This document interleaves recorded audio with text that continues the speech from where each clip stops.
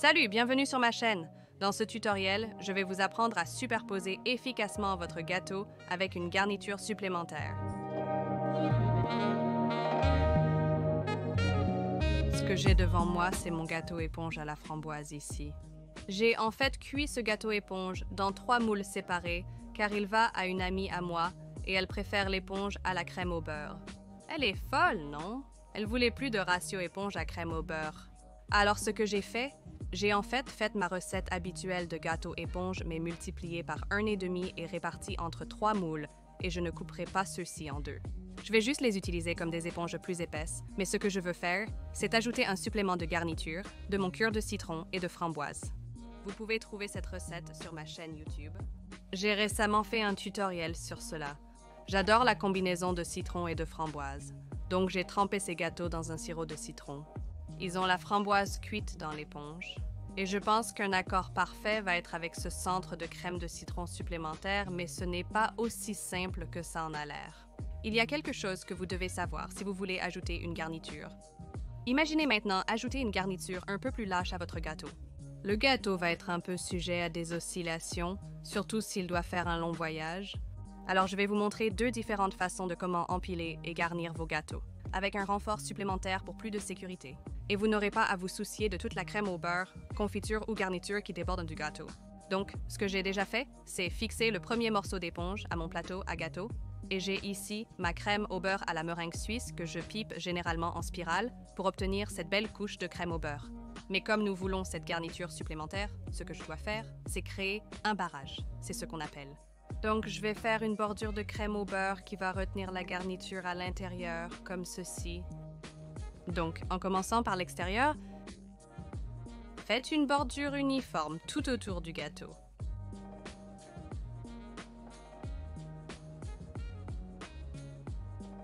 Maintenant, il est temps de remplir. J'ai donc ma crème ici avec une cuillère à café et même s'il est tentant d'ajouter autant de garniture que possible, si vous en ajoutez trop, vous risquez de ne pas obtenir la garniture que vous voulez.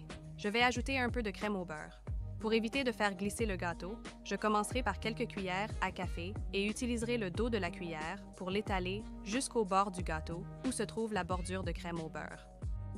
Vous pouvez le faire avec un couteau à palette. Je trouve juste que c'est plus facile avec une cuillère à café et vous voulez une couche mince dessus.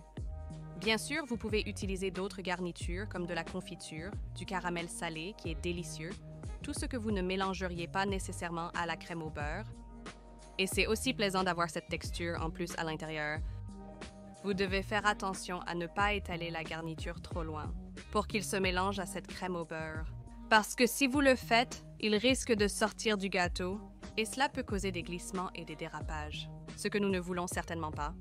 Donc, j'ai maintenant rempli la garniture, je peux terminer avec le reste de la crème au beurre. J'aime donc recouvrir toute cette garniture d'une couche de crème au beurre sur le dessus. Je vais donc spiraler la crème au beurre, comme je le fais habituellement, et couvrir toute la surface pour que je ne puisse plus voir de garniture restante. Maintenant que la garniture est entièrement enveloppée dans cette couche de crème au beurre, je peux l'aplatir comme d'habitude avec ma spatule. Juste quelques tours avec la table tournante. Et c'est aussi là où vous devez être vraiment prudent si vous l'étalez trop. Vous risquez de faire déborder la garniture. Donc, vous voulez vraiment garder cette garniture à l'intérieur? Et maintenant, la deuxième couche de gâteau peut aller dessus.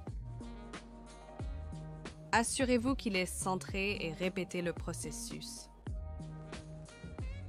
Pipez la bordure, mettez la garniture à la cuillère, étalez-la.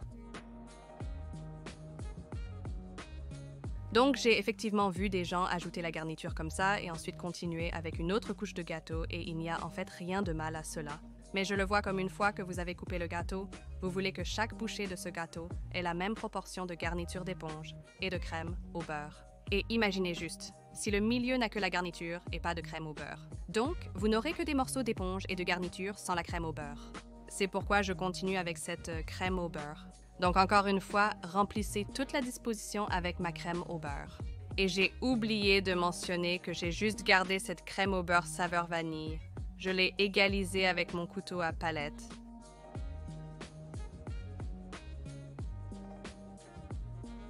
Dernière couche de gâteau. Puis pour une sécurité additionnelle, je mets toujours plus de crème au beurre où les couches se rejoignent, pour vraiment sécuriser cette crème au beurre et la garniture à l'intérieur. Et cela ajoute bien sûr cette crème au beurre en plus pour les couches de miettes. Je finis maintenant la couche de miettes, comme je le ferais habituellement avec un peu de crème au beurre sur le dessus, autour du bas, puis l'étaler sur le dessus. Comme d'habitude, en bougeant la crème au beurre de côté et en enfermant toutes ces miettes. Pareil sur le côté, en poussant cette crème au beurre à réappliquer vraiment à l'intérieur, en s'assurant que la garniture est bien sécurisée. Maintenant, si vous en êtes à ce stade et que vous commencez à voir votre garniture déborder, évitez simplement la zone où elle déborde et appliquez votre couche de miettes le plus rapidement possible. Mettez-la au congélateur, puis faites une deuxième couche pour votre couche de miettes. Heureusement, toute ma garniture est restée à l'intérieur du gâteau, donc une seule couche de miettes me suffira. Mais je recommande vivement de faire 2 couches de miettes si votre garniture a commencé à suinter un peu. Je vais donc finir cette couche de miettes comme d'habitude.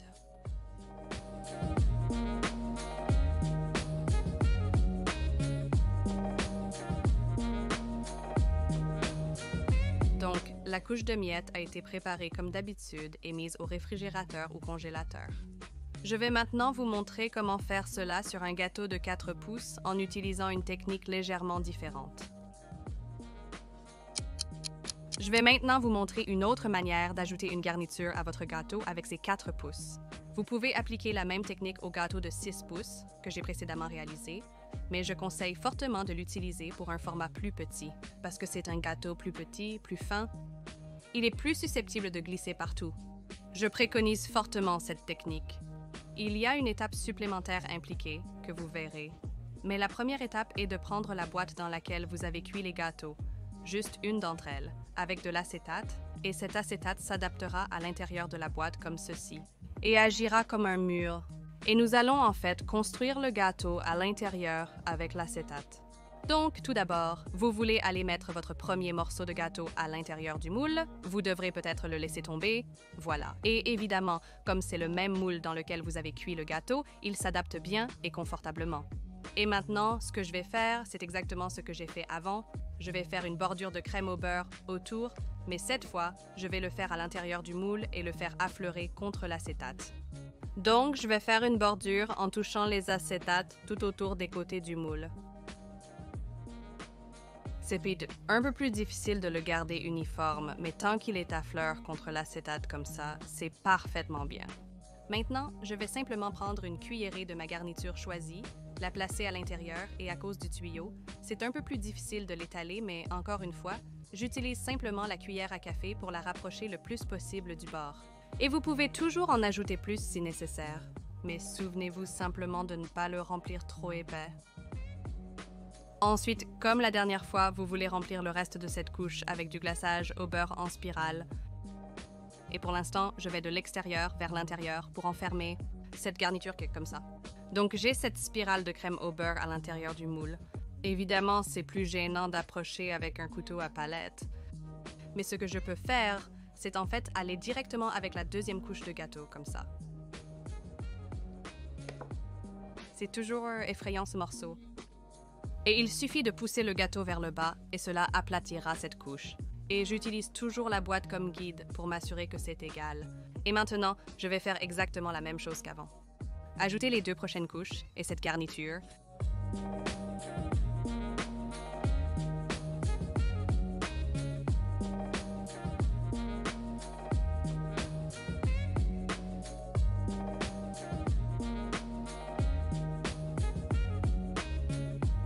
Donc clairement, c'est juste la section de superposition, pas le manteau de miettes.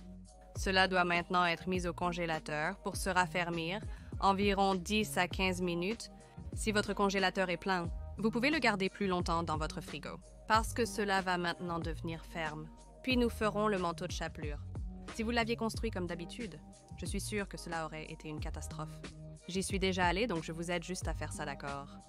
Donc, mettez ceci au congélateur. Nous ferons ensuite le crumb coat. Donc, je le mets au congélateur, puis je prépare le crumb coat. Ainsi, le gâteau a été au congélateur pendant environ 15 minutes. Il est ferme au toucher et on peut sentir que la crème au beurre s'est durcie. Il faut maintenant le placer sur son plateau à gâteau et réaliser le crumb coat. Donc, ce que j'ai ici est un plateau à gâteau de 4 pouces plus petit sur un plateau à gâteau de plus grand diamètre, car cela va être le niveau supérieur sur un 6 pouces. Il doit être sur son propre plateau à gâteau. Donc, j'ai déjà préparé ça, je vais mettre de la crème au beurre, comme ça pour le coller. Puis arrive ma partie favorite, que beaucoup trouvent effrayante. Je vais simplement retourner le gâteau sur cette planche plus petite, le presser fermement. En réalité, ce moule est à fond amovible, ce qui signifie que le fond du moule reste là et je peux ensuite soulever cela séparément. Si vous n'avez pas de moule à fond amovible, vous pouvez toujours mettre un morceau de papier avant de mettre cette première couche, pour éviter que les couches superposées ne collent. Mais généralement, ça se détache bien. Maintenant, assurez-vous que c'est droit, ce que je pense que c'est. Puis encore une autre partie très satisfaisante, nous pouvons retirer l'acétate. Si en retirant l'acétate, la crème au beurre suit, elle nécessite plus de temps de refroidissement. Alors maintenant, ce que je peux faire, c'est remplir les zones qui n'ont pas assez de crème au beurre. Appliquez aussi ce supplément de crème au beurre pour le crumb coat. Donc, comme d'habitude, je pipe autour des côtés et remplissez. Et vous pouvez voir qu'aucune de cette garniture intérieure de la crème n'est ressortie, ce qui signifie qu'il est bien sécurisé à l'intérieur. Et maintenant, je peux appliquer cette couche de chapelure sans que le gâteau ne bouge trop.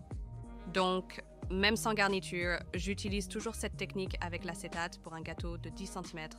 C'est tellement plus facile à glacer et ça bouge moins, surtout parce que c'est si petit. Je peux ensuite terminer le crumb coat comme d'habitude.